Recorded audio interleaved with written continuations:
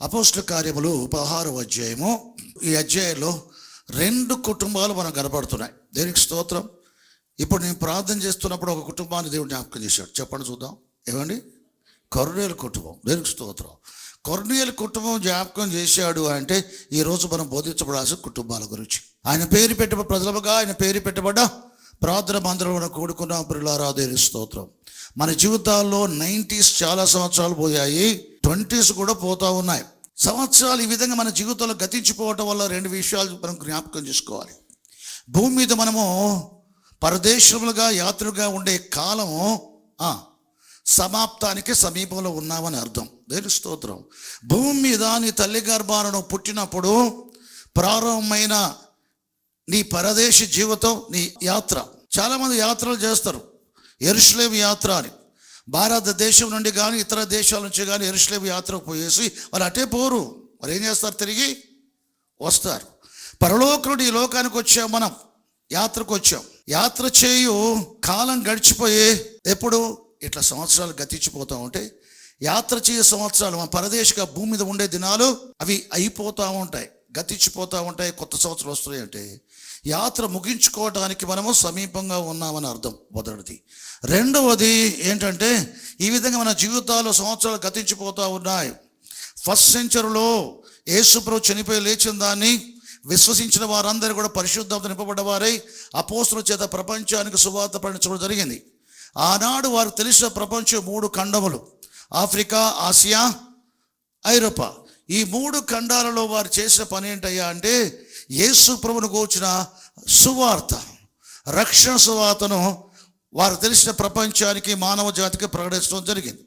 అట్లా ఫస్ట్ సెంచరీలో ప్రారంభమై ఇప్పుడు 21st సెంచరీ వరకు కూడా ప్రతి తరములో దేవుని చేత ఏర్పరచుకోబడుకున్న వారి ద్వారా అది కొనసాగుతూ ఉంది. క్రీస్తును ప్రకటించబడటం, క్రీస్తు అంగీకరించబడటం జరుగుతూ ఉన్నది. వారి కాలంలో 3 ఖండములే కానీ మన సమయంలో 7 ఖండాలతో నిండుకున్న భూమి కనబడుతుంది. అనేక ద్వీపాలతో నిండుకున్న భూమి. ద్వీపములే కానీ 7 ఖండాల ప్రజలే కానీ ఈరోజు మనుషులకు అందరికీ తెలుసు. ఒకవేళ నువ్వు పీటర్నో పౌలునో ప్రభువు సహాయం చేయకపోతే భూమి మీద ఎన్ని ఖండములు ఉన్నాయో చెప్పడంటే వాళ్ళు కూడా చెప్పలేరు. నీకు తెలిసిన ఆస్ట్రేలియా ఖండం వారు తెలియదు, నీకు తెలిసిన నార్త్ అమెరికా, సౌత్ అమెరికా తెలియదు, నీకు తెలిసిన ద్వీపములు, ఐలాండ్స్ వారు తెలియదు. దేవునికి స్తోత్రం. ఆ తర్వాత కొన్ని శతాబ్దాలకి ల్యాండ్ ఎక్కడెక్కడ ఉందో తెలపట్టడం జరిగింది. దేవునికి స్తోత్రం. కాబట్టి ఇప్పుడు 7 ఖండాలు ఎరిగిన ప్రపంచం మనం. దేవునికి స్తోత్రం. ప్రభు చెప్పిన మాట, మీరు సర్వలోకానికి వెళ్ళి సర్వసృష్టికి సువార్త ప్రకటించండి, సమస్త జనులకు సువార్త ప్రకటించి వారి శిష్యులుగా చేయమన్నాడు. దేవునికి స్తోత్రం. వారికి తెలిసిన ఫస్ట్ సెంచరీలో తెలిసిన సర్వలోకం అంటే 3 ఖండముల దేశంలో ప్రజలు. వారికి తెలిసిన సమస్త జనులు అంటే 3 ఖండాలు నివసించే ప్రజలు. మరి నీకు నాకు తెలిసిన జనులు ఎక్కడెక్కడ ఉన్నారు? 7 ఖండాలలో ఉన్నారు. ఇది సర్వలోకం. కాబట్టి పౌలు తన పత్రికల్లో క్రీస్తుని గురించి సువార్త వాక్యం సర్వలోకంలో ప్రకటింపబడి అది ఫలిస్తుందట. దేవునికి స్తోత్రం. మీ విశ్వాసము సర్వలోకములో వెల్లడి ఆయన, ఇతర ప్రాంతాలకు వెల్లడి ఆయన అంటాడు. దేవునికి స్తోత్రం. వాళ్ళు తెలిసిన లోకమే వారికి సువార్త ప్రకటన చేశారు. దేవునికి స్తోత్రం. విశాల ప్రపంచం ఈరోజు మనం ఎరిగింది వారికి తెలియదు. దేవునికి స్తోత్రం. వారికి ఆఫ్రికా అంటే తెలుసు, ఐరోపా అంటే తెలుసు. దేవునికి స్తోత్రం. ఆసియా అంటే తెలుసు. కానీ ఆ రోజుల్లో ఉపయోగించిన ఆసియా అనే మాట ఈ ఆసియా ఖండమంతటి గురించి కాదు, టర్కీ దేశాన్ని గురించి. దేనికి స్తోత్రం. ఆసియాలో భారతదేశం కూడా వారికి తెలుసు. భారతదేశం తోమా వచ్చాడంటే ఫస్ట్ సెంచరీ వారికి ఆసియా భూభాగాలు తెలుసు. వారు ఐగుప్తుకు పోయారు, లిబియాకు పోయారు. ఐగుప్తు, లిబియా, ఇథియోపియా ప్రాంతాల నుంచి ఆరాధించడానికి యెరూషలేముకు వస్తారు. ఈ విధంగా అరేబియా దేశం, ఇవన్నీ వరకు ఈ మిడిల్ ఈస్ట్ కంట్రీస్తో పాటు ఆసియాలో ఉన్న దేశాలు, ఐరోపాలో మాస్దోనియాకి వెళ్తారు, రోమాకు వెళ్తారు, స్పెయిన్కి వెళ్తారు. అవన్నీ కూడా ఐరోపా దేశాలు. ఇథియోపియా కానీ, ఈజిప్ట్ కానీ, లిబియా కానీ ఇవన్నీ కూడా ఆఫ్రికా దేశాలు. మధ్యధరా సముద్రానికి ఆనుకున్న భూభాగం ఉందే ఆ దేశాలు ఉన్నాయే, సముద్రానికి దగ్గర ఉన్న దేశాలన్నీ కూడా వారు తెలుసు. అదే ప్రపంచం అనుకున్నారు. కానీ ఆ తర్వాత ఆఫ్రికా దేశాలు, సౌత్ ఆఫ్రికా వరకు కూడా ఆ ల్యాండ్ కనుగొనడం జరిగింది. దేవునికి స్తోత్రం. భూమి మీద మనుషులు లేరని కాదు, వేరే ఖండాలు కూడా మనుషులు ఉన్నారు. కానీ ఈ 3 ఖండాలు నివసించే ప్రజలకు సంబంధం లేకుండా ఉన్నారు. ఈరోజు విమానములో, ఫ్లైట్స్లో కూడా ప్రపంచం అంతా తిరిగి రావచ్చు. ఆనాడు ఫ్లైట్స్ లేవు. ఈనాడు ఓడలలో, షిప్స్లో కూడా ప్రపంచము తిరిగి రావచ్చు, కానీ ప్రపంచం అంతా చుట్టూ ఉంటే అంత ఆధునిక ఓడలు ఆ రోజుల్లో లేవు. యేసుప్రభు కాలంలో రోమా వారు ఓడలు ఉపయోగించేవారు. ఆ ఓడలు ఇప్పుడు ఓడల ముందు ఎందుకు పనికిరావు.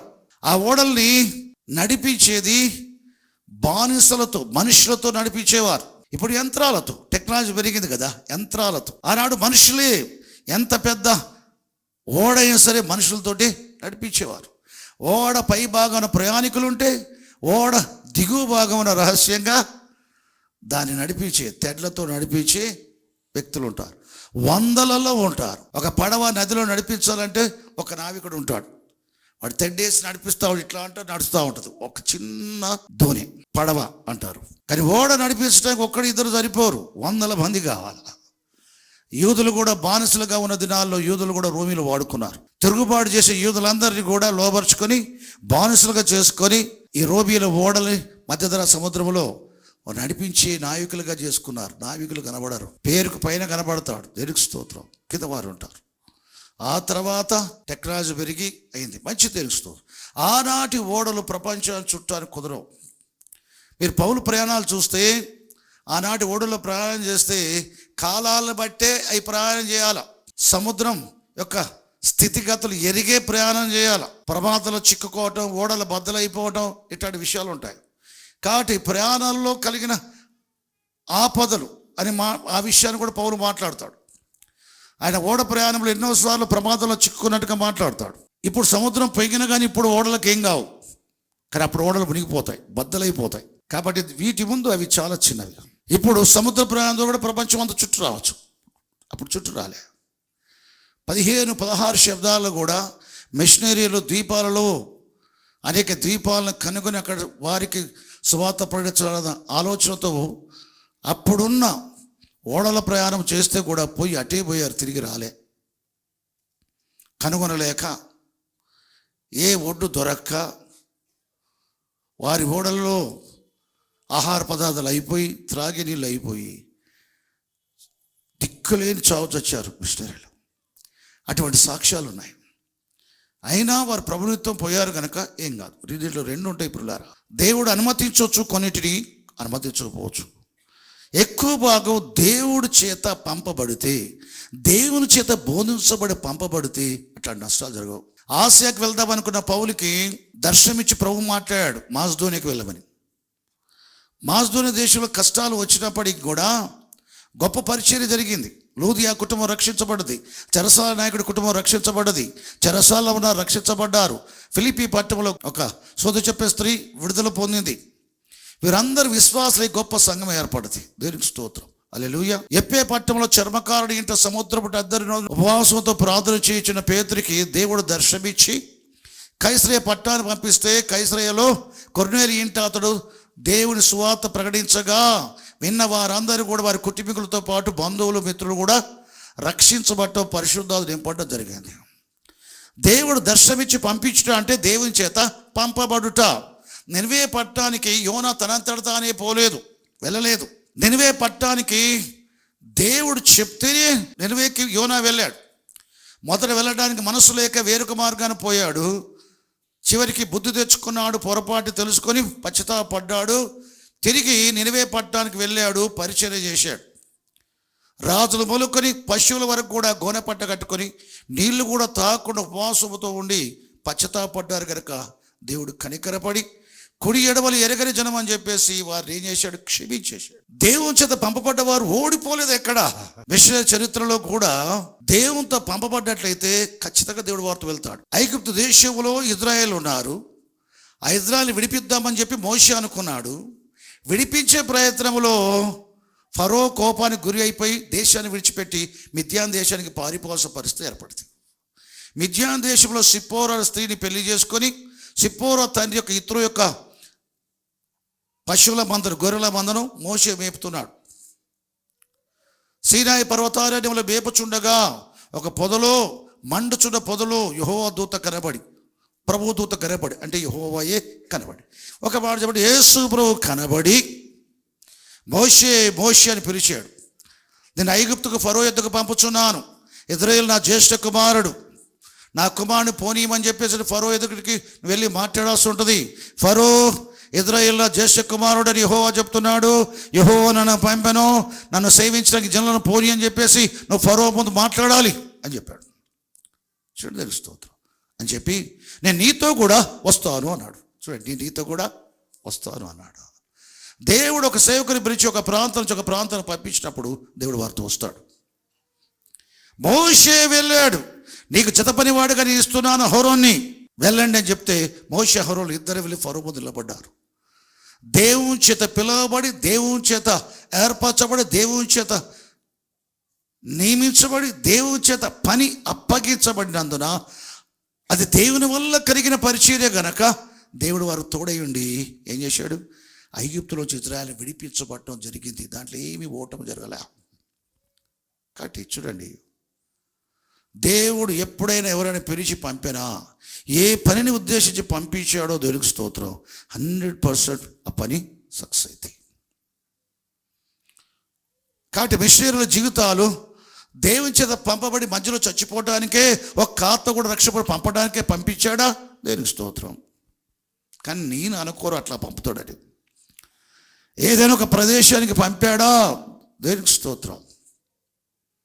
ఒకవేళ ఇంకా తెలియపరచబడిన మరుగ్గా ఉన్న ఐలాండ్స్, ద్వీపాలు ఉన్నాయనుకో, దేవుడు ఎవరైనా పంపినా వారి మధ్యంతరంగా ఏ భూభాగాన్ని కనుగొనకుండా మధ్యలోనే చచ్చిపోయినా ఆ వార్త విని అమెరికా దేశంలో, పాశ్చాత్య దేశాల్లో ఉద్యోగపడి యవనస్తులు ఏ ప్రాంతాలకు వెళ్ళాలని కూడా తిరిగి ప్రయత్నం చేసి ఆ ప్రాంతాలకు సువార్త ఇచ్చే సంఘటనలు కూడా ఉన్నాయి. దేవుడి చచ్చిపోయిన మిషన్లు విత్తనంగా తీసుకోవచ్చు. అది విత్తబడి మొలకెత్తి విస్తారంగా ఫలించడం ఆ తర్వాత యవనస్తులు చేసే పరిచర్యను బట్టి ఉంటుంది. కాబట్టి 21st సెంచరీలో మనం గ్రహించాల్సిన విషయం ఏంటంటే, దాదాపు భూభాగాలన్నీ కూడా మనుషులకు తెలుసు, దేవుని సేవకులకు తెలుసు. దేవునికి స్తోత్రం. సువార్త అందరికీ ప్రకటించబడాలా, అన్ని ద్వీపాలలో ప్రకటించబడ జరగాల. 7 ఖండములలో సువార్త మనుషులందరికీ ప్రకటించబడ జరిగే దాంట్లో అతి కొద్ది దినములలో, ముగించబోయే దినాలలో 21st సెంచరీలో మనం ఉన్నాం. మొదటిది, నువ్వు పరలోకం నీ లోకానికి వచ్చి నువ్వు యాత్ర చేయ దినములు ముగిసే కాలం, నీ జీవితం అయిపోయేది, అది గుర్తుకు రావాలా, సంవత్సరాలు గతిస్తూ ఉంటాయి. రెండవది, సువార్త అందరికీ ప్రకటించబడుతూ ఉంది. 7 ఖండముల భూభాగ ప్రజలకు ప్రకటించబడటం కొద్ది కాలానికి ముగించబడిద్ది అన్నది నీకు అర్థమైతే, యేసు ప్రభువు రెండవ రాకడ సమీపంలో ఉన్నది. ఆయన రాకడతో ప్రారంభమై యుగానికి సమాప్తం చేయటం అనేది ఆయనతో జరిగిద్ది. దేవునికి స్తోత్రం. ఆయన రాకడ యుగ సమాప్తి కాదు, ఆయన రాకడతో ప్రారంభమయ్యే సంఘటనలు బట్టి యుగాన్ని సమాప్తి చేస్తాడు. కొన్ని చేయాల్సి ఉంటుంది దేవుడు. యేసు ప్రభువు రాకడలో భూమి మీద చేయబోయే కొన్ని విషయాలు ఉన్నాయి. అది చేయటం ప్రారంభించి ముగిస్తాడు. ఏంటది? యుగాన్ని. ఇదిగో యుగ సమాప్తి వరకు సదాకాల మీతో కూడా ఉంటారు. నా యందు విశ్వాసం ఉంచి రక్షించబడ మీరు, ఆత్మతో అభిషేకించబడ మీరు, నా చేత అపోస్తులుగా పిలువబడి ఏర్పరచబడ మీరు, బోధివంతుల వరకు మీరు వెళ్ళాల్సి ఉంటుంది, సువార్త ప్రకటించాల్సి ఉంటుంది, సమస్త జనులను శిష్యులుగా చేయాల్సి ఉంటుంది. తండ్రి యొక్క, కుమారు యొక్క, పరిశుద్ధాత్మ యొక్క నామమైన యేసు ప్రభువు నామములో మీరు బాప్తిస్మం ఇయ్యాలి ఉంటుంది. విశ్వసించిన వాడు ఏ విషయాలు గైకొనవలనో వాటిని గైకొన్నట్లుగా వారికి బోధించాల్సి ఉంటుంది అని 1st సెంచరీలో చెప్పాడే. 21st సెంచరీకి ఈ విషయాలన్నీ ముగించబడ్డే కాలంలో గనక ప్రభువు రాకడ దగ్గర ఉన్నదని రెండవ విషయం జ్ఞాపకం రావాలా. మొదటిది, భూమి మీద యాత్ర చేయ దినములు సగం అయిపోయాయని చెప్పొచ్చు, 4 భూభాగాలు అయిపోయాయని చెప్పొచ్చు, 90% అయిపోయిందని చెప్పొచ్చు కొంతమంది. మనం ఇంకా దేవుని మహాకృప బట్టి బ్రతుకున్నాం 2023 వరకు. ఎందుకు బ్రతుకున్నాం? మన యాత్ర చేయ ముగింపులు ఇంకా కాలే, యాత్ర చేసిన ముగింపు కాలేదు. మన యాత్ర చేయు ఈ దినముల ముగింపు కాలము సమీపంలో ఉన్నదన్నమాట. అనేక సంవత్సరాలు నీ జీవితం గడిచిపోయాయంటే, 2023 కూడా గతించిపోతా ఉందంటే, 2024 సమీపంగా ఉన్నావంటే ఒక సంవత్సరం నీ యాత్రలో గతించిపోయింది. దగ్గర అవుతున్నావు, యాత్ర ముగియటానికి దగ్గర అవుతున్నావు. రెండవది, యుగానికి సమాప్తి చేయడానికి యేసుప్రభువు రెండవసారి రాబోతున్నాడు. ఆయన రాకడ సమీపంగా ఉన్నావు. 21st సెంచరీలో మరీ సమీపంగా ఉన్నారు యేసుప్రభువుకి. అపోస్తలుల కార్యములు 16వ అధ్యాయము 30వ వచనం. వారిని వెలుపలకు తీసుకుని వచ్చి పౌలు శీలల్ని, అయ్యలారా, రక్షణ పొందుటకు నేను ఏమి చేయవలనను? అందుకు వారు, అంటే పౌలు శీలలు, ప్రభువైన యేసునందు విశ్వాసం ఉంచుము, అప్పుడు నీవును నీ ఇంటి వారును రక్షణ పొందురని చెప్పి అతనికిని అంటే చెరసాల నాయకుడికిని, అతని ఇంటున్న వారికి అందరికీ, ఇంట్లో ఎవరెవరు ఉంటారో కుటుంబంలో వారికి అందరికీ దేవుని వాక్యం బోధించి ఇంటి వారికి అందరికీ, ఇంటి యజమానితో పాటు పౌలు శీలలు వాక్యాన్ని బోధించారు. రాత్రి ఆ గడియలోనే అతడు వారిని తీసుకుని వచ్చి వారి గాయములు కడిగెను. వెంటనే అతడును అంటే చెరసాల నాయకుడును అతని ఇంటి వారందరూ బాప్తిసం పొందిరి.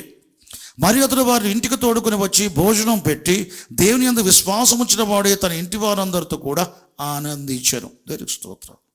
ఇక్కడ ఒక కుటుంబం రక్షణ పొందడం జరిగింది. దేవునికి స్తోత్రం. దేవుని మహిమ కలుగాక. పౌలు శీలలు దేవుడు దర్శనంతో వారు ఎక్కడికి వచ్చారు?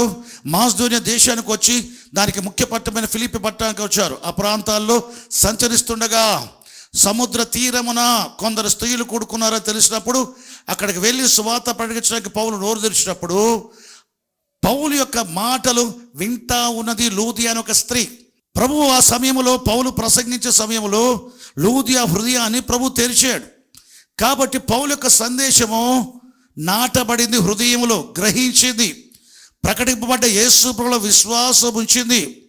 తనతో పాటు తన ఇంటి వారందరి విశ్వాసం ఉంచడానికి ఉపయోగపడ్డది. ఆమెయు ఆమె ఇంటి వారందరూ కూడా యేసు ప్రభువులో విశ్వాసం ఉంచిన వారే, వారు బాప్తీసం పొందారు. తర్వాత లూదియా అంటది, నేను విశ్వాసం గలదాని మీరు ఎంచినట్లయితే నా ఇంటికి రండి అంటది. ఆ మాట చూడండి, 16వ అధ్యాయము 14-15 వచనాలు.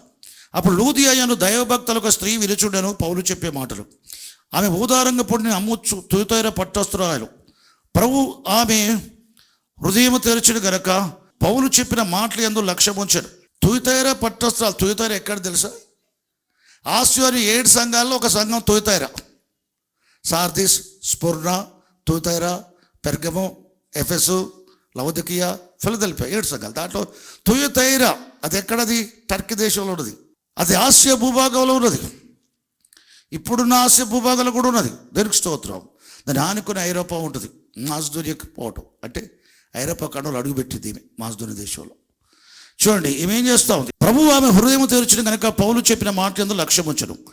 ఆమెయు అంటే లూదియా అనే స్త్రీ, ఆమె ఇంటి వారును, ఇళ్లలో ఎవరెవరు ఉంటారో మీకు తెలుసు, బాప్తీసం పొందినప్పుడు అంటే వీరందరూ ఏం చేశారు? యేసు ప్రభువుని విశ్వసించారు, బాప్తీసం పొందారు. అంటే ఏమైపోయారు? వీరు రక్షించబడ్డారు, కుటుంబ సమేతంగా రక్షించబడ్డారు. ఆమెయు ఆమె ఇంటి వారును బాప్తీసం పొందినప్పుడు ఆమె, నేను ప్రభువునందు విశ్వాసం గలదానని మీరు ఎంచితే నా ఇంటికి వచ్చిండుడని వేడుకొని మమ్మల్ని బలవంతం చేశారు. కుటుంబం రక్షణ పొందింది. అదేవిధంగా ఈ పట్టణంలో తర్వాత జరిగింది ఏంటంటే, సోద చెప్పే స్త్రీ ఏం చేసిందంటే పౌలు శీలను చూచి ఆ పట్టణమంతా వీరు వెంటబడి ప్రకటిస్తూ ఉంది, వీరు సర్వోన్నతుల దేవుని దాసులు, రక్షణ మార్గం ప్రచురించేవారు, వీరు సర్వోన్నతుల దేవుని దాసులు, వీరు రక్షణ మార్గం ప్రచురించేవారు అని చెప్పేసి వీరి గురించి గట్టిగా అరవడం మొదలుపెట్టింది. ఆ ప్రాంతంలో ప్రసిద్ధిగాంచిన స్త్రీ, సోద చెప్పడం వల్ల అందరికీ పరిచయం చేయబడే స్త్రీ.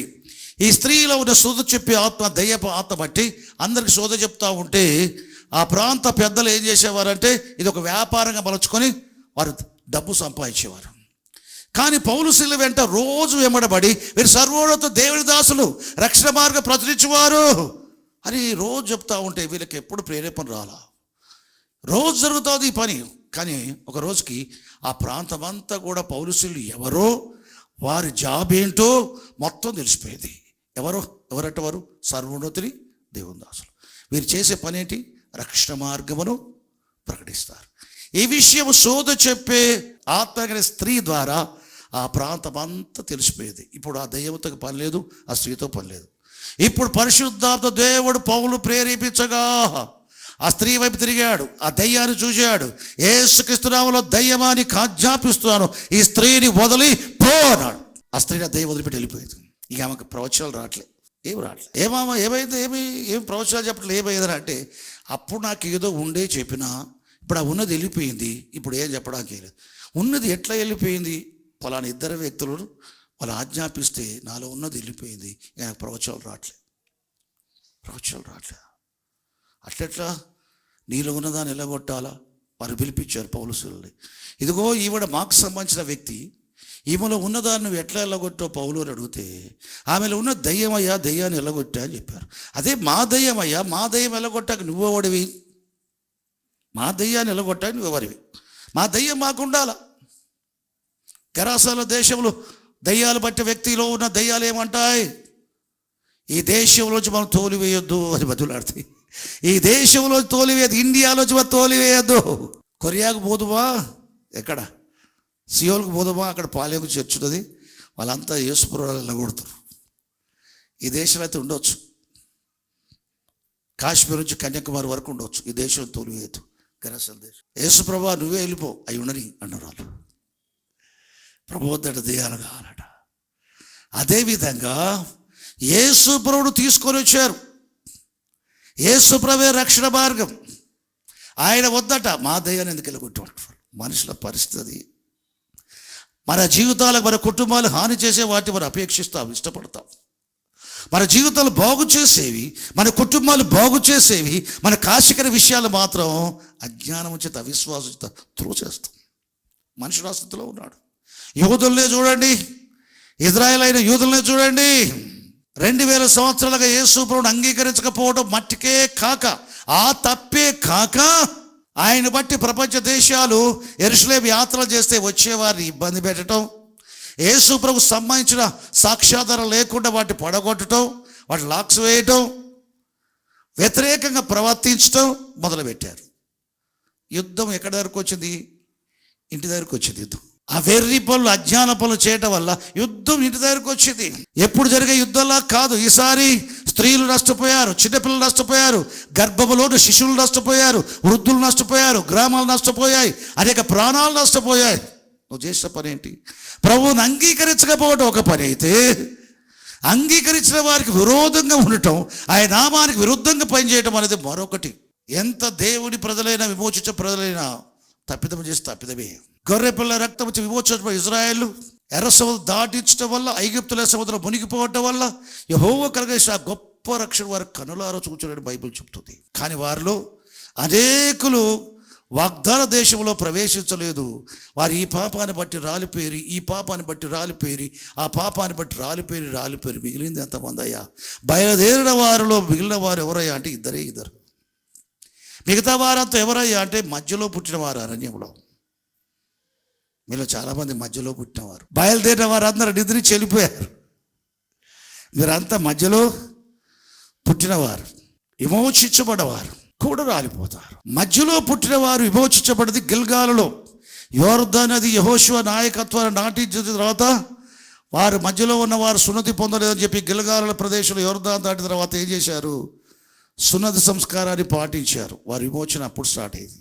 వారి ద్వారా దేవుడు చేశాడు, యెరికోను కూల్చాడు, జయించాడు, లోపరుచుకున్నారు. శపితమైన దాన్ని ముట్టుకోవద్దట అకాను ముట్టుకున్నాడు. నెక్స్ట్ హాయిపురంలో ఓడిపోయారు. హాయిపురంలో కొంతమంది చంపబట్టం, వాళ్ళు ఓడిపోవటం, తరబట్టం. ఎందుకు జరిగింది ఓటమి? నా జీవితంలో ఎందుకు జరిగింది ఓటమి? నేను రక్షణ పొందలేదా? అనేది నేను ప్రార్థన చేయట్లేదా? బైబిల్ చదవటం లేదా? పరిశుద్ధ జీవితం జీవించడం లేదా? మా కుటుంబంలో ఎందుకు జరిగింది ఇది? మా జీవితంలో ఎందుకు జరిగింది ఇది?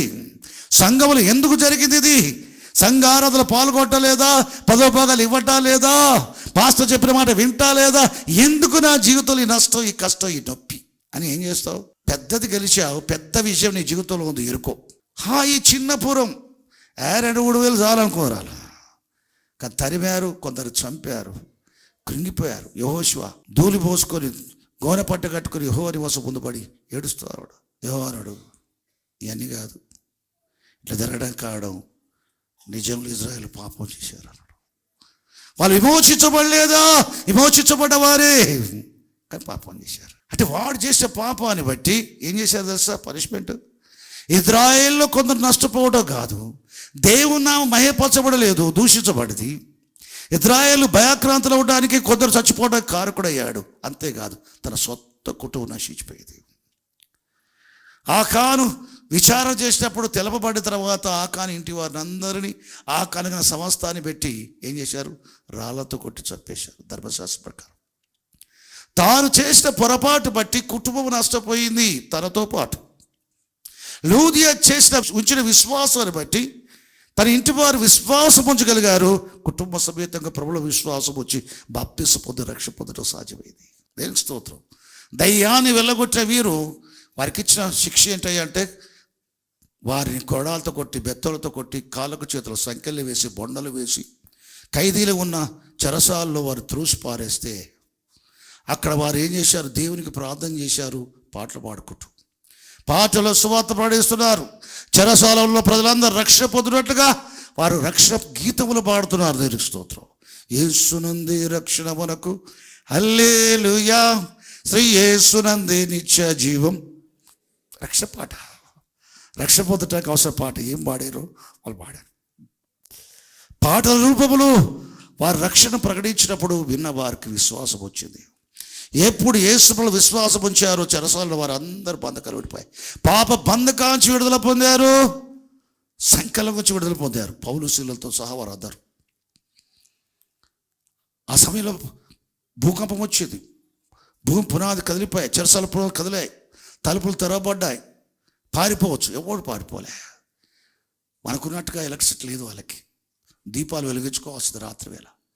వారందరూ పారిపోయారని చెప్పేసి తలుపులు తెరబట్టం చూసి చెరసాలాయకుడు, వీరందరూ పారిపోయి ఉంటారు, ఇక నా ఉద్యోగం పోద్ది, నన్నే వారు శిక్షిస్తారు, ఏం చేస్తారు, ఉరిశిక్ష వేస్తారా, జైలు వేస్తారో, ఇక నేను బ్రతికేందుకు అని చెప్పేసి కత్తి తీసుకొని దూసుకొని పోయాడు. పౌలు చెప్పాడు, ఇదిగో నిన్ను చంపుకోవద్దు, మేము ఇక్కడే ఉన్నాం. అయ్యా అందరూ పారిపోయారు, నాకు కష్టాలు ఉన్నాయి. ఎవరు పారిపోలే, మీరు పారిపోలే, మిగతా వాళ్ళు కూడా పారిపోలే.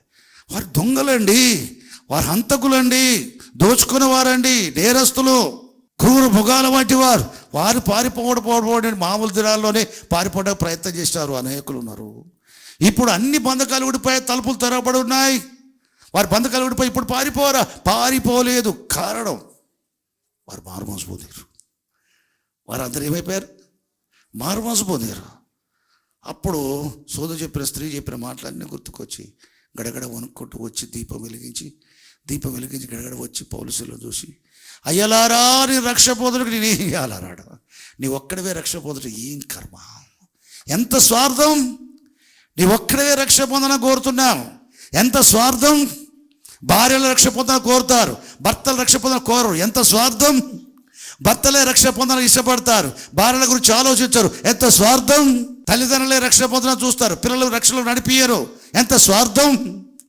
ఈయన కూడా నీ రక్షణ పొందడానికి ఏం చేయాలంటే, నువ్వు రక్షణ పొందడం గురించి నీ భార్య గురించి ఆలోచించు, నీ కుమారుల గురించి ఆలోచించు, నీ కుమార్తె గురించి ఆలోచించు, కొత్తగా పెళ్ళి అయిన నీ కుమార్తె ఆ భర్త గురించి ఆలోచించు, నీ కుమారుడు యొక్క భార్య కోడల గురించి ఆలోచించు, నీ కుమారులు కుమార్తెల గురించి ఆలోచించు, నీ ఇంటి వారందరి కొరకు ఆలోచించు. నీ కొరకు ఎందుకు ఆలోచిస్తావు?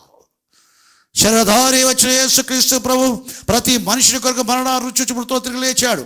ప్రతి మనిషిని కొరకు అంటే నీ కొరకు కూడా, నీ భార్య కొరకు కూడా, నీ కుమారుల కొరకు కూడా, నీ కుమార్తెల కొరకు కూడా ఆయన సెలవులో మరణ రుచి మృతులోడు తిరిగి లేచాడు. యేసుక్రీస్తు శరధారే వచ్చాడు, నా పాపల కొరకు చనిపోయి పాత పెట్టబడి 3 దినాలు తిరిగి లేచాడు. నువ్వు విశ్వసించి ఆయన నామంలో ప్రార్థన చేస్తే పాపక్షాప నిమిత్తం నీ పాపాలు క్షమించబడతాయి, నీ ఇంటి వారి పాపాలు క్షమించబడతాయి, నీ ఆత్మరక్ష పోతుంది, నీ ఇంటి వారి ఆత్మరక్ష పోతాయి. నా భార్యది కూడా అవును, నా కుమారుడు కూడా అవును, నా కుమార్తెది కూడా అవును, నా భర్తది కూడా లూదియా అవును. యేసు ప్రభువుల విశ్వాసం వచ్చేవారు ఒక్కరు కాదు రక్షణ పొందేది, కుటుంబాలు రక్షణ పొందుతాయి. దేనికి స్తోత్రం. కానీ అన్యుడైన కొర్నేలి దాన్ని ఏం చేశాడు? దేనికి స్తోత్రం. ఒక్క కొర్నేలి విశ్వాసం ఉంచితే కుటుంబం రక్షణ పొందడం మట్టుకే కాదు, బంధువులు రక్షణ పొందడం మట్టుకే కాదు, మిత్రులు కూడా రక్షణ పొందడం జరిగింది. అబ్బా హల్లెలూయా. అది పేతురు పరిచర్య, ఇది పౌలు పరిచర్య. పౌలు పరిచర్యలో పౌలు చెప్తున్నాడు, ప్రభు అయిన యేసుక్రీస్తునందు విశ్వాసం ఉంచుము. ఓ చెరసాల నాయకుడా, నీవు రక్షించబడతావు, నీ భార్య రక్షించబడుతుంది, నీ కుమారులు రక్షించబడతారు, మీరు రక్షింపబడతారు. ఆ రాత్రి పౌలుస్తులు ఇంటికి తీసుకొని పోయి కుటుంబంతో దేని వాక్యం బోధించబడ్డారు. అతని ఇంటి వారు అందరూ మాంసపోతారు. 16వ అధ్యాయంలో పౌలు ద్వారా తెలియజేయబడే మాట ఏంటంటే, ప్రభు అయిన యేసుక్రీస్తులో విశ్వాసముచ్చుము, నీవును నీ ఇంటి వారు రక్షణ పొందుదురు. ప్రభు అయిన యేసుక్రీస్తులో విశ్వాసముచ్చుము, నీవును నీ ఇంటి వారు రక్షణ పొందుదురు. యేసుక్రీస్తు ప్రభువుల విశ్వాసం ఉంచితే నువ్వు పొందేదేంటి?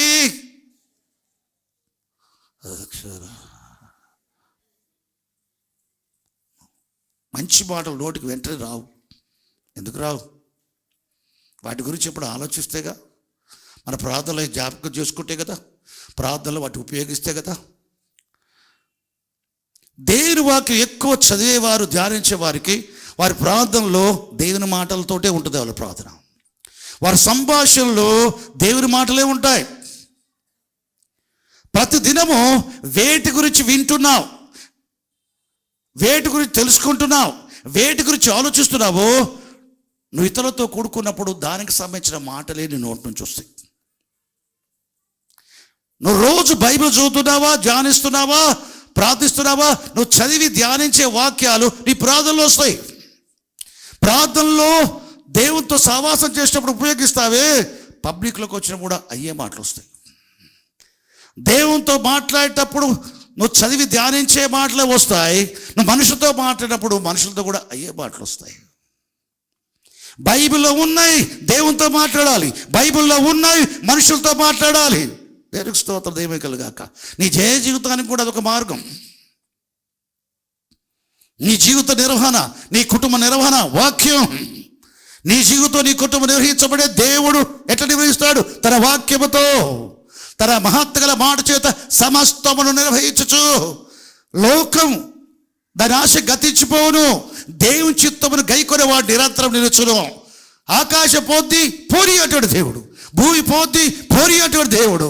నీ చిత్తాన్ని గైకొని నువ్వు ఉంటావు అటువంటి దేవుడు. ఏంటి ఆయన చిత్తం? వాక్యం. ఏంటి ఆయన చిత్తం? దేవుని వాక్యాన్ని గైకొనేవాడు నిరంతరం నిలుచును. భూమి ఆకాశం గతించిపోతాయి అని బైబిల్ చెప్తుంది. ప్రభు అంటే పోని అంటాడు. నీ పోలికలు సృష్టించబడిన నరుడు, స్త్రీగా పురుషుడు సృష్టించవే, వారు కూడా గతించిపోతారు. లేదు గెలవటానికి లేదు, గతించడానికి లేదు. వాళ్ళు గతించకూడనట్లు, వారు నశించకూడనట్లు నేను శరీరధారే వచ్చాను, నా ప్రాణాన్ని ధారపోశాను, మృతులో తిరిగి లేచాను. ఇది నమ్మితే చాలు, అతడు రక్షణ పొందుతాడు, అతని ఇంటి వారు రక్షణ పొందుతారు, ఆమె రక్షించబడింది, ఆమె ఇంటి వారు రక్షణ పొందుతారు. కుటుంబ సమేతలుగా రక్షించబడుట దేవుని యొక్క చిత్తం. అపోస్తలుడు పౌలు, విశేషమైన అపోస్తలుడు చెప్తున్న మాట, వ్యక్తిగతంగా రక్షణ పొందడం మటుకే కాదు. నీకో కుటుంబం ఉంది, నీకు భర్త ఉన్నాడు, నీకు భార్య ఉంది, నీకు కుమార్తెలు ఉన్నారు. రేపు అల్లులు రావచ్చు, రేపు కోడలు రావచ్చు. అది కూడా నీ కుటుంబమే. తల్లిదండ్రులారా, మీ భక్తి మీరు చూసుకుంటున్నారా? మీ కుమార్తెల విషయం ఆలోచిస్తున్నారా? మీ కుమారుల విషయం ఆలోచిస్తున్నారా? వారి రక్షణ విషయం ఏంటి? ప్రభువైన యేసులో విశ్వాసించు, నీవు నీ ఇంటి వారు రక్షణ. ఈ ఆధిక్యత పాత నిబంధనలో ఎవరికో ఎప్పుడో ఏదో ఒక తరములో ఉంది, అందరికీ అంతటా లేదు. ఆదికాండం 7వ అధ్యాయం 1వ వచనంలో దేవుడు యెహోవా నోహుతో మాట్లాడుతాడు, నోహు, ఈ తరం వారిలో నీవే నీతిమంతుడవై ఉన్నావయ్యా, నిందారహితుడవై ఉన్నావు. కాబట్టి నువ్వేం చేస్తావు? జలప్రభతో ప్రపంచాన్ని మొత్తం నాశనం చేయబోతున్నాను. నీ కొరకు, నీ ఇంటి వారి కొరకు ఓడ శుద్ధపరచుకో, రక్షణ ఓడ. 8 మంది నీటి ద్వారా రక్షణ పొందిరి. నోహు, నోహు భార్య, నోహు 3 కుమారులు, నోహు 3 కోడలు, 8 మంది. ఓడ ద్వారా, నీటి ద్వారా 8 మంది రక్షించబడ్డారు. కుటుంబం. నీవే నిందారహితుడవై ఉన్నావు. నీవు నీ ఇంటి వారు ఓడలో ప్రవేశించినట్లుగా ఓడను సిద్ధపరచుకుని. దేవునికి స్తోత్రం. నా ఎదుట ఈ తరం వారిలో నీతిమంతుడు ఎవరు? ఇంటి యజమానుడు. ఇంటి యజమానుడు నిందారహితుల జీవితం ఆ తరం వారిలో జీవిస్తున్నాడు కనుక నీ విశ్వాసం నీకు పరిమితం కాదు, నీ భార్యకు విస్తరిస్తుంది, నీ పిల్లలకు విస్తరిస్తుంది. విస్తరించింది. నీ అంతటి ఆత్మానం గలవారు కాకపోయినప్పటికీ నీ వంటి విశ్వాసం గలవారు. నువ్వు ఏ దేవుల విశ్వాసం వచ్చి ఏ దేవుతో నడుస్తున్నావో అదే దేవుల విశ్వాసం వచ్చి నీ అడుగుజాడలో నడిచే నీ భార్య పిల్లలతో సహా నీవును రాబోయే జలప్రయాణం తప్పించుకొని రక్షింపబడినట్లుగా ఓడను సిద్ధపరచుకోవడం. అంటే తన ఇంటి వారికి అందరూ కూడా సిద్ధపరచు. ఇంటి వారందరూ. యెహోషువ గ్రంథం 24వ అధ్యాయం 15వ వచనం చివరి భాగం చూస్తే యెహోషువ అంటాడు, యెహోషువ ఐగుప్తు నుంచి వచ్చినవాడు. మిద్యాన్ దేశం నుంచి మోషే యెహోవా చేత ఐగుప్తుకు పంపబడ్డ తర్వాత మోషే చేసిన పరిచర్య చూసేసి అతన్ని వెంబడించాడు, అతని పరిచారకుడు అయ్యాడు. మోషే దేవునికి పరిచారకుడు, యెహోషువ దైవజనుని పరిచారకుడు. దైవజనుని పరిచారకుడు దేవుని పరిచారకుడు అయ్యాడు. తర్వాత దైవజనునికి ఎవరు పరిచయం చేస్తారో తర్వాత వాళ్ళు ఏమవుతారు? దేవుని పరిచారకులు అవుతారు, దేవుని సేవకులు అవుతారు. దేవుని సేవకులకు సేవ చేసే వారందరూ కూడా దేవుని సేవకులు అవుతారా? అవుతారు. ఏదో ఒక రకంగా అవుతారు. ఎటువంటి సేవ ఇస్తాడో తెలీదు, అవుతారు. ఎలీషా ఏలియాకు సేవ చేశాడు, ఏలియా తర్వాత ఎలీషా సేవకుడు అయ్యాడు. మోషేకు యెహోషువ సేవ చేశాడు, దాజుడు మోషే తర్వాత దైవజనుడు అయ్యాడు యెహోషువ. చూడండి, ఐగుప్తులో నుంచి మోషేకు పరిచయం చేసుకుంటూ వచ్చాడు. సీనాయి పర్వతంకి వచ్చిన తర్వాత ఇజ్రాయేలుతో మోషే 40 రోజులు ఉపవాసం ఉండి దేవునితో సహవాసం చేస్తుంటే అదే కొండ వద్ద గౌరా యెహోషువను 40 రోజులు. యెహోషువ ఏం చేస్తున్నాడు? 40 రోజులు ఫాస్టింగ్. దైవజనుడు ఏం చేస్తున్నాడు? 40 రోజులు ఫాస్టింగ్. దేవునితో ఉన్నాడు, దేవుని సేవకుని కనిపెట్టుకుని ఉన్నాడు. కాబట్టి యెహోవా దిగి వచ్చి మోషేకు సహకారులుగా ఉండడానికి 70 మంది మీద పరిశుద్ధాత్మ ఉంచినప్పటికీ మిగతా 69 మందిలో నెక్స్ట్ నాయకుడు ఎవరు కాలేదు. దేవుని సేవకునికి సేవ చేసేటోడే నెక్స్ట్ లీడర్ అయ్యాడు. ఎలీషా ఎప్పుడు ఏలియాను బాధ పెట్టలే, యెహోషువ మోషేను ఎప్పుడు బాధ పెట్టలే. ఏం చెప్పినా ఏలినవాడ. మోషే యెహోషువ విషయం ఎలీషా తెలుసు, మోషే యెహోషువ విషయం ఏలీ సమూయేలుకు తెలుసు. సమూయేలు ఎప్పుడు పాస్టర్ ఏలియాకు అనుకూలంగా ఉన్నాడు. పాస్టర్ ఏలీకి పరిచారకుడు సమూయేలు, తర్వాత దేవుని పరిచారకుడు అయ్యాడు. హల్లెలూయా. ప్రభువు పిల్లలారా, ఈ సమయాన్ని ఆలోచించాల్సిన విషయం ఏంటంటే, నీవు మాత్రమే రక్షించబడ్డావా? నీ కుటుంబం కూడా రక్షణ పొందిందా? నీ కుటుంబంలో రక్షణ లేని వారు ఎవరెవరు ఉన్నారు? ఒక్కసారి ఆలోచించు. లూదియా కుటుంబం సమేతంగా లూదియా తనతో పాటు తన కుటుంబం రక్షణ పొందడం బోధించబడ్డాం. చలసా నాయకుడు ఆయన ప్రభుల విశ్వాసం ఉంచి తన వలె తన కుటుంబ విశ్వాసం ఉంచడానికి కారకుడై కుటుంబ సమేతంగా రక్షించబడ్డారు. పేతురు యొక్క సందేశాన్ని విని కొర్నేలి తన ఇంటి వారి విశ్వాసం ఉంచి రక్షించబడటమే కాదు, తమతో పాటు పేతురుతో బోధించబడటానికి అవకాశం కల్పింపజేశాడు. కొర్నేలి తన బంధువులు, తన ముఖ్య స్నేహితులు కూడా రక్షణ పొందడం జరిగింది. తనతో నీ విశ్వాసాన్ని బట్టి నీతో పాటు నీ ఇంటి వారు రక్షణ పొందటానికి విశ్వాసం ఉపయోగించావా లేదా? చరసాల నాయకుడు అడిగాడు, నేను రక్షణ పొందటానికి ఏం చేయాలి? దేవునికి స్తోత్రం. నీ ఇంటి వారందరూ నీతో పాటు రక్షణ పొందటానికి ప్రభువు యేసులో విశ్వాసం ఉంచుకో. చనిపోయి లేచిన యేసు ప్రభులో మనం విశ్వాసం ఉంచడానికి పాత నిబంధన కాలంలో అవకాశం లేదు. కాబట్టి కుటుంబాలలో మోషే కుమారుల అడ్రస్ లేదు, సమూయేలు కుమారుల అడ్రస్ లేదు, ఏలీ కుమారుల ఆచూకీ లేదు. వారు గతించిపోయారు. గొప్ప గొప్ప సేవకుల యొక్క కుటుంబాలు, వారి పిల్లలు ఏమయ్యారు, గిద్యోని పిల్లలు ఏమయ్యారు. ఈ విధంగా చూసుకుంటూ పోతే చాలా మంది విషయాల్లో నోలాగా పాత నిబంధనలో యెహోషువ చెప్పినట్టుగా కొద్ది మంది మాత్రమే కుటుంబ సమేతంగా రక్షణ పొందిన అనుభవాలు ఉన్నాయి. కానీ యేసు ప్రభు పరలోకంలో ఈ లోకానికి శిరధారే వచ్చటం వలన, ఆయన చనిపోయి పాత పెట్టబడి 3వ దినం తిరిగి లేచడం వల్ల, ఆయన నీకు ప్రకటింపబడ్డ యేసు ప్రభువులో విశ్వాసం ఉంచడం వల్ల నీవు నీ ఇంటి వారు రక్షణ పొందే అవకాశం క్రొత్త నిబంధనలో ఉన్నది. క్రొత్త నిబంధనలో సాధారణ మనుషులు కూడా వారు ఎంతటి పాపులైనా సరే, ఘోర పాపులైనా సరే, నేను పాపిని ఏ స్త్రీ అని చెప్పొచ్చు, నేను పాపిని ఏ పురుషుడు అని చెప్పొచ్చు. యేసు క్రీస్తులో విశ్వాసం ఉంచగలిగితే నీవు ఇంటి వారు రక్షణ పొందొచ్చు. సంవత్సరాలుగా మనం బోధించబడుతున్నాం. దాదాపు క్రైస్తవులు కొద్దిమంది మట్టుకే అన్యజనుల నుంచి వచ్చి ప్రభువుల విశ్వాసం రక్షించబడేవారు. 23వ సంవత్సరం ముగింపులను పరీక్ష చేసుకోవాల్సింది ఒకటే, నీ కుటుంబం అంతా రక్షణ పొందు లేదా? యెహోషువ చెప్పినట్టు చెప్పగలవా? ఏమని? మీరెవరిని సేవించుకుంటారో పోండి, నేనైతే నేను నా ఇంటి వారు మాత్రం యెహోవానే సేవించదము. ఎవరో చెప్పగా విన్నా, నేను కూడా 1-2 సార్లు చెప్పిన. ఏమని? ఒక పాస్టర్ గారి ఇంట్లో పాస్టర్తో పాటు కుటుంబీకులందరూ ప్రభువుల విశ్వాసం ఉంచి రక్షించబడ్డారు. పాస్టర్ గారి విశ్వాసంలో పాలువారయ్యారు. పెద్ద కుమారుడు ఒక్కడే ప్రభువుల విశ్వాసం రక్షణ పొందలే. చర్చికి రాడు, కానీ పాస్టర్ కుమారుడు చర్చికి రాడు.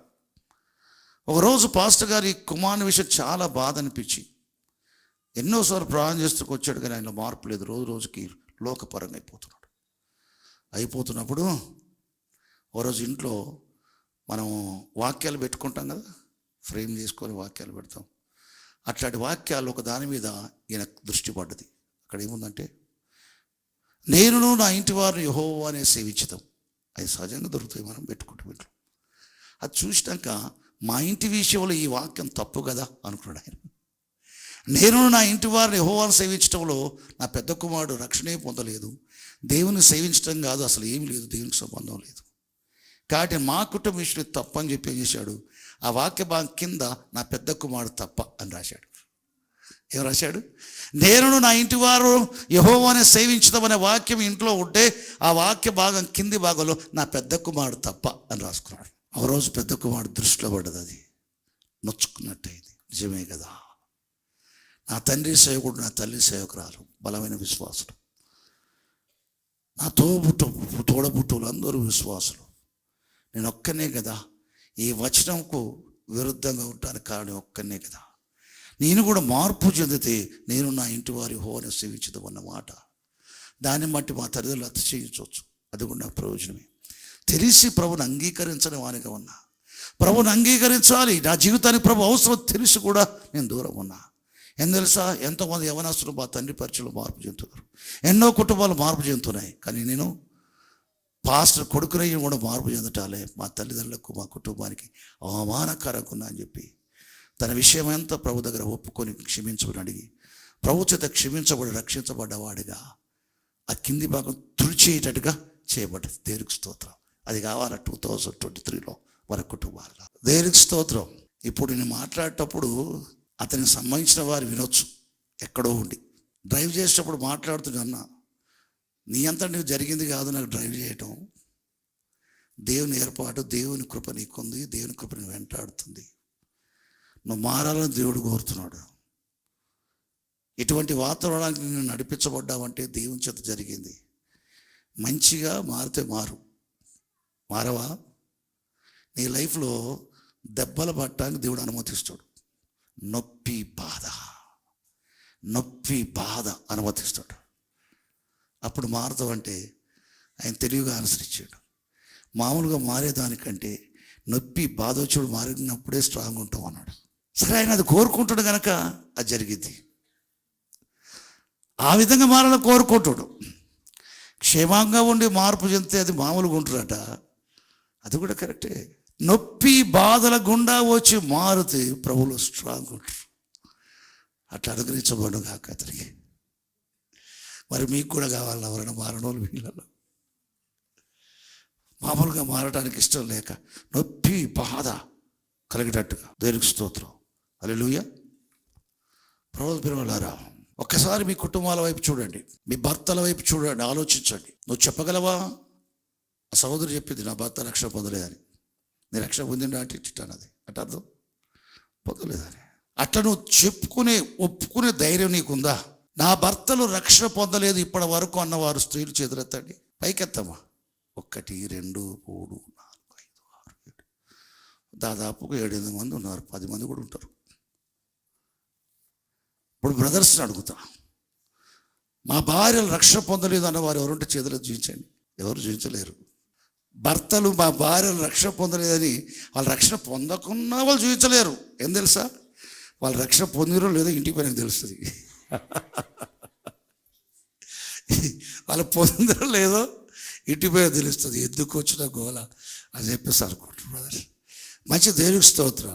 మ్యాక్సిమం స్త్రీలే, వాళ్ళ సంఘంలో స్త్రీలు అందరూ రక్షణ పొందిరలో ఉంటారు. ఎవరు అడపదడప ఒకరిద్దరు తప్ప. దేవునికి స్తోత్రం. మరి పిల్లల సంగతి ఏంటి? తల్లిదండ్రులు అడుగుతున్నా, మా పిల్లలు ఇంకా రక్షణ పొందలేదన్న తల్లిదండ్రులు చేతులు ఎత్తండి. ఉన్నారు. దేవునికి స్తోత్రం. చూడు, జకర్యా గారు ఎంత సత్యాన్ని ఒప్పుకుంటాడు. అది ఉండాలా?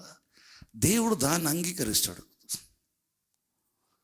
ఒప్పుకోవాలా, విడిచిపెట్టడానికి అవసరమైంది పొందటానికి దేవుడు సహాయం చేశాడు. కప్పుకుంటే కనికరం పొందవు. నువ్వు కప్పుకుంటే పొందవు. నిజాన్ని ఒప్పుకోవాలి. దేవునికి స్తోత్రం.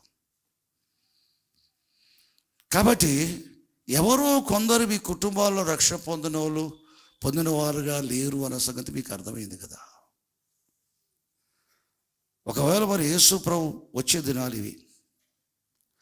ఆయన మునుపు గ్రేట్ ట్రిబులేషన్ పీరియడ్ ఉంటుంది భూమి మీద. ప్రపంచంలో ఏ క్రైస్తవుడు నమ్మినా నమ్మకపోయినా బైబిల్ నాకు అర్థమయ్యే రీతిలో పరిశుద్ధాత్మ బోధించే ప్రకారం నమ్మే విషయం ఏంటంటే, శ్రమలు లేకుండా మహిమ లేదు.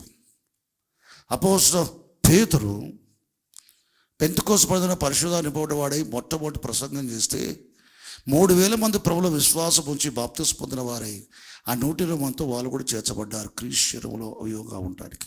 ఆయన మొదటి పత్రిక రాస్తూ చెప్పిన విషయం ఏంటంటే, అపోస్తలుడు యేసు ప్రభువు రాకడలో దేవుని ప్రజలు పొందబోయే అక్షయమైన నిర్మలమైన వాడబారని మహిమ గురించి ఆయన చెప్పుకొచ్చాడు. మన ప్రకృష్టమైన శరీరాలు ప్రభు రెండవ రాకడలో ఆయన అనుగ్రహించబడే కృపను బట్టి మన మహిమలోనికి మార్చబడతాం, మహిమల శరీరం పొందుతామని. కాబట్టి పొందబోయే మహిమకు మునుపు శ్రమలు ఉంటాయి అని చెప్పుకొచ్చాడు. అవి అవసరము, సంఘమునకు అవసరము, అది కొంచెం కాలమే ఉంటాయి. యాంటీ క్రైస్ట్ వచ్చినప్పుడు వాడు కొద్ది కాలమే ఉంటాడు అని ఉంది, వాడు నాశనానికి పోతాడు అని ఉంది. పౌలు కూడా కొంచెం కాలమే శ్రమలు ఉంటాయి,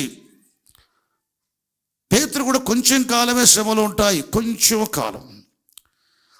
అత్తసాక్షులు అవుతూ వారి ఆత్మల పరలోకంలో దేవుని సింహాసనం బలిపీఠ కింద ఉండి వారికి ఇవ్వబడ్డ తెల్లని వస్త్రాలు ధరింపబడ్డ వారై వారు దేవుని ముఖం చూచుకుంటూ బొర్రపెట్టి దేవుని తెలుసా, నాదా సత్యస్వరూపి పరిశుద్ధుడా, ఎందాక మా రక్త నీతో భూనివాస ప్రార్థన చేయకుండా ఉంటావు, తీర్పు తీర్చకుండా ఉంటావు, ఎందాక ఎందాక ఎందాక ఎప్పటి వరకు నువ్వు సింహాసనం నుండి ఆరాధించబడుతూ ఉంటావు.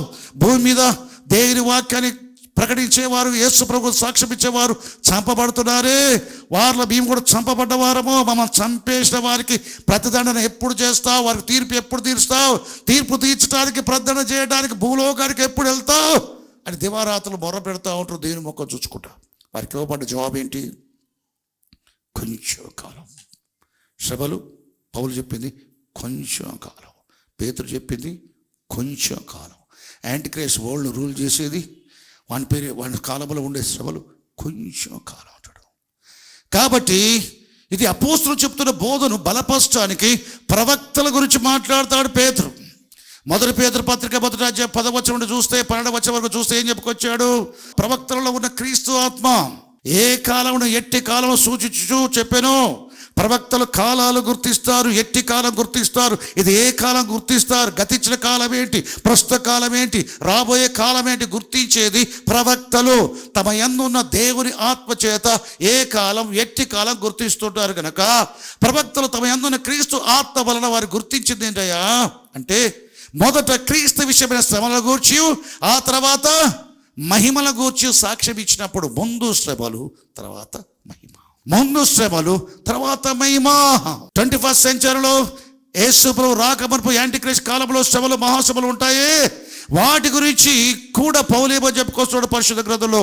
రోమీయులకు రాసిన పత్రిక 8వ అధ్యాయం 17-18 వచనం చూస్తే ఏమో తెలుసా, మన ఎడల ప్రత్యక్షము కాబోయే దేవుని మహిమ ఎదుట, యేసు ప్రభు రాకడలో మనకు అనుగ్రహించబడే దేవుని మహిమ ఎడల, మనం పొందబో దేవుని మహిమ ఎడల ఇప్పటి కాలపు శ్రమలు ఎన్నిక కావు.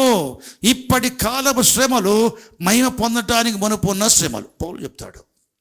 1st సెంచరీలో అప్పుడు ఏం జరుగుతున్నదో రోమీల పరిపాలన కాలమందు అదే కొన్ని రెట్లతో సృష్టారంభం నుంచి ఎప్పుడు జరగడానికి గొప్ప కొలతతో శ్రమల భూమి మీద రాబోతున్నాయి. క్రీస్తు రెండవ రాకడ మనకు 21st సెంచరీ. మనమున్న సెంచరీ.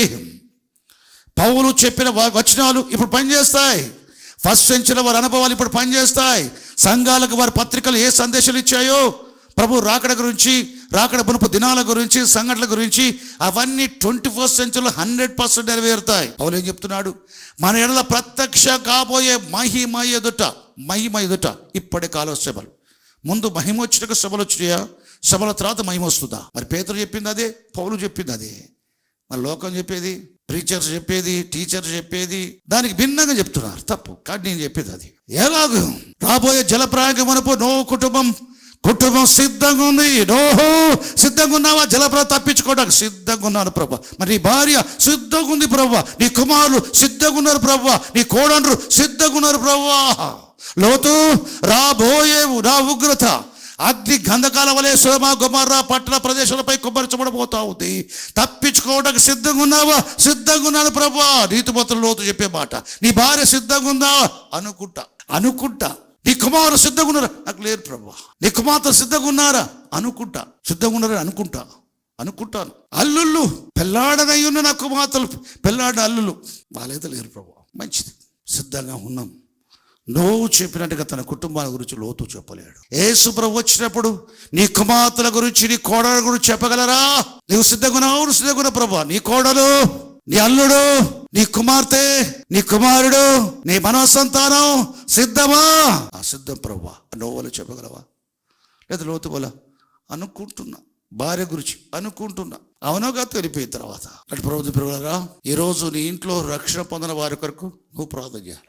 రక్షింపబడని నీ కుటుంబంలో ఎవరు వారు మార్పు కోసం ప్రార్థన చేయాలి. లేకపోతే మొదట శ్రమలు, క్రీస్తు విషయమైన శ్రమలు సంఘానికి, క్రీస్తును అంగీకరించకపోవటం వల్ల వచ్చే శ్రమలు లోకానికి, అవిశ్వాసులకు వచ్చే శ్రమలు, యేసు ప్రభువును అంగీకరించినందుకు ఈ లోకములో దిక్కు బాగా ఉందనుకునే వారు దిక్కు లేని వారుగా చేయబడతారు.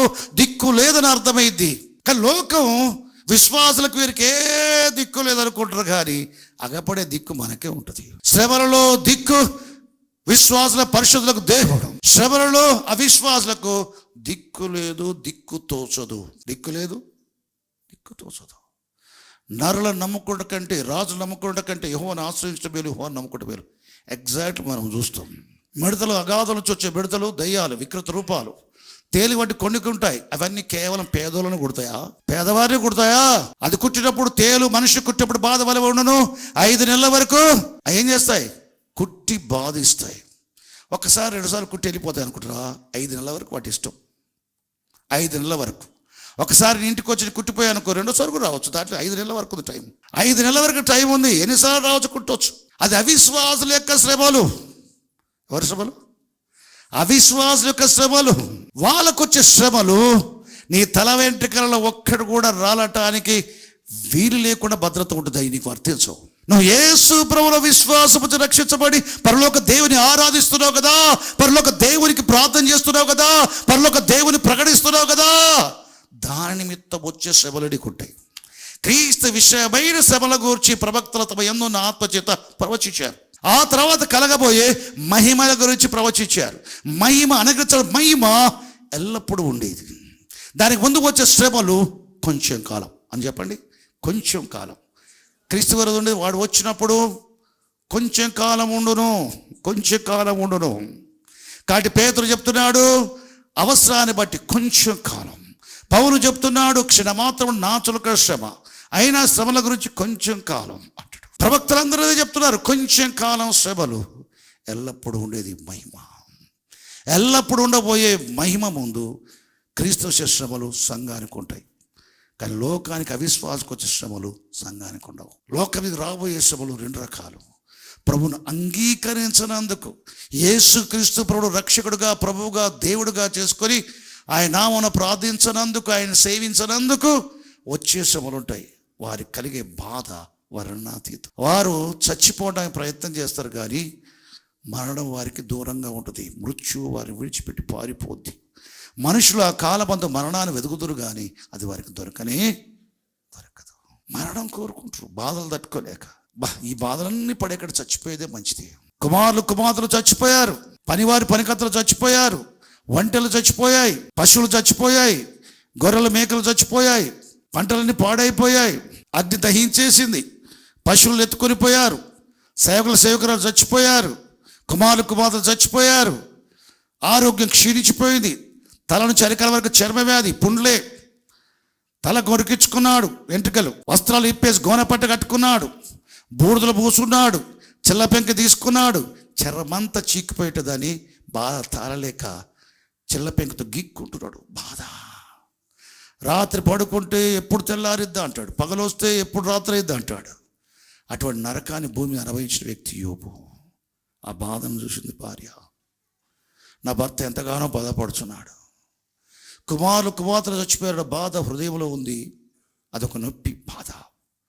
ఆస్తులన్నీ పోయాయి, పనివారి పనికత్తలు చచ్చిపోయారు, సంపద అంతా పోయింది, ఈయన ఆరోగ్యం కూడా పోయింది. వాళ్ళు చచ్చిపోయారు. ఈయన బతుకుండి చూస్తున్నాడు రోజు.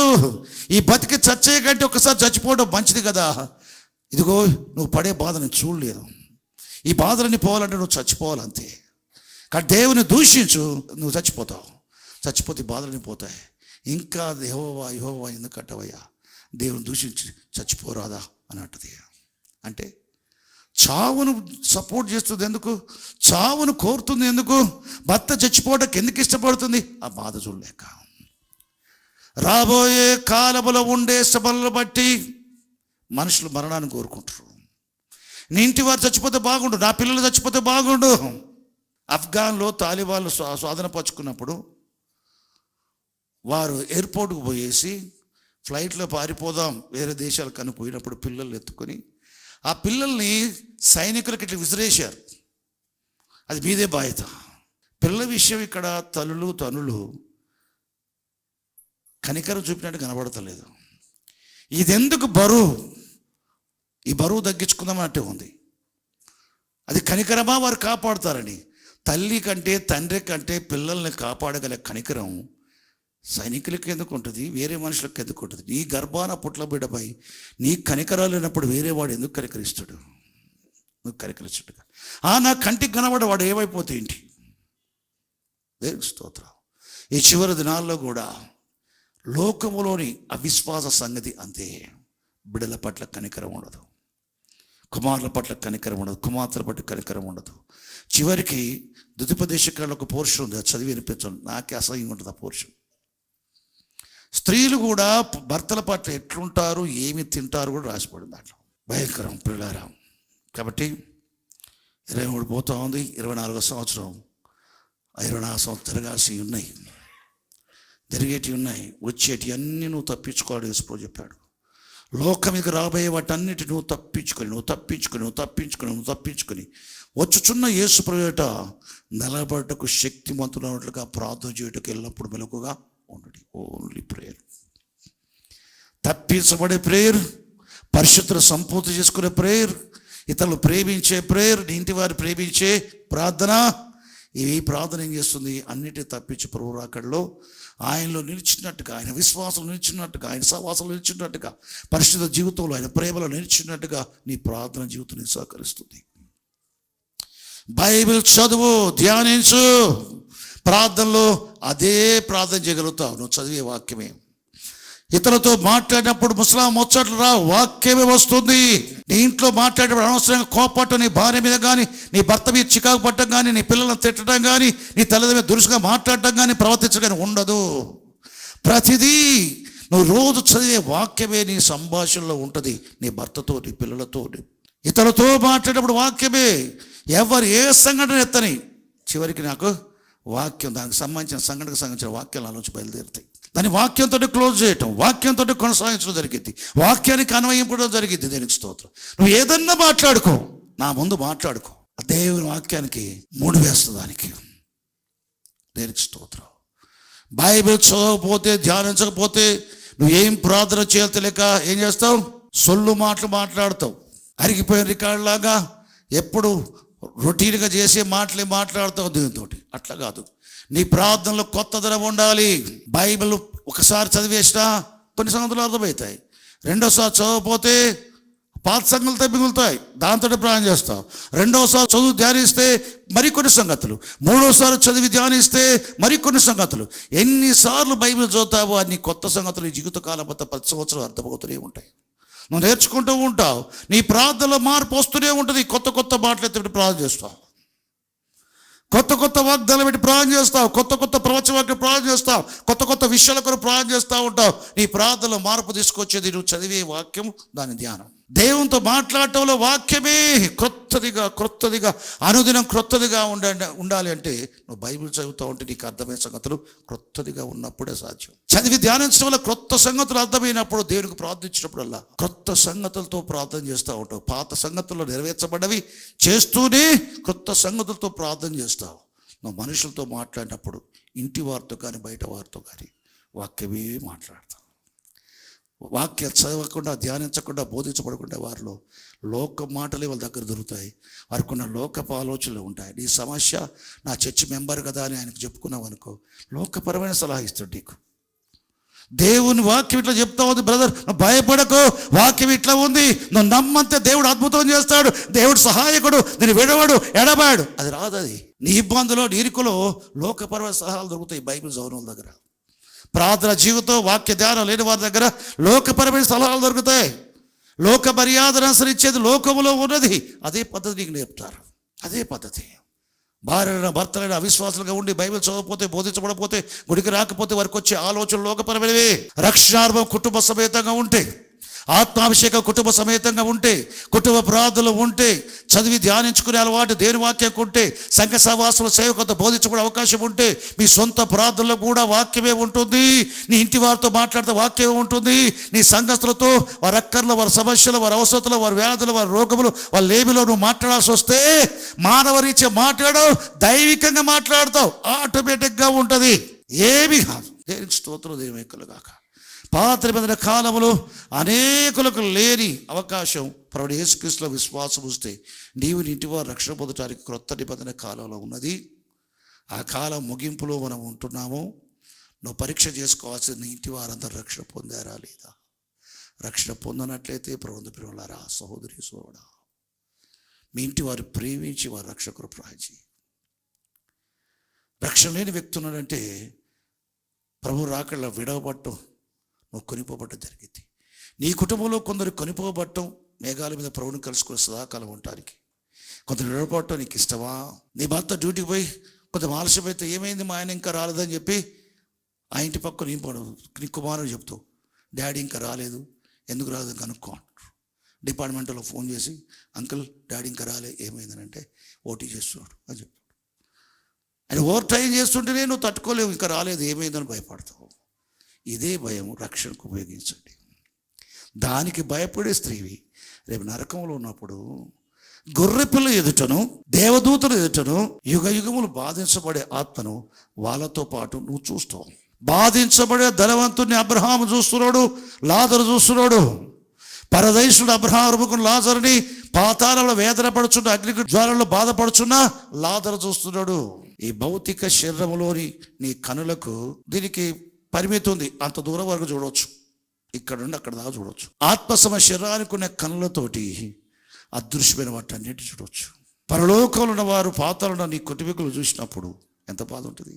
ఒక దైవజనుడు జాన్ రవీంద్రనాథ్ అన్య కుటుంబం నుంచి రక్షించబడ్డాడు. పరలోక అనుభవాలు ఉన్నాయి, పాతాలకు వెళ్ళడం కూడా ఉంది. ఆయన పెళ్లి చేసుకున్న 50 దినాల పైనే, 52 దినాలు ఆయన పెళ్లి చేసుకున్న భార్య చచ్చిపోయింది.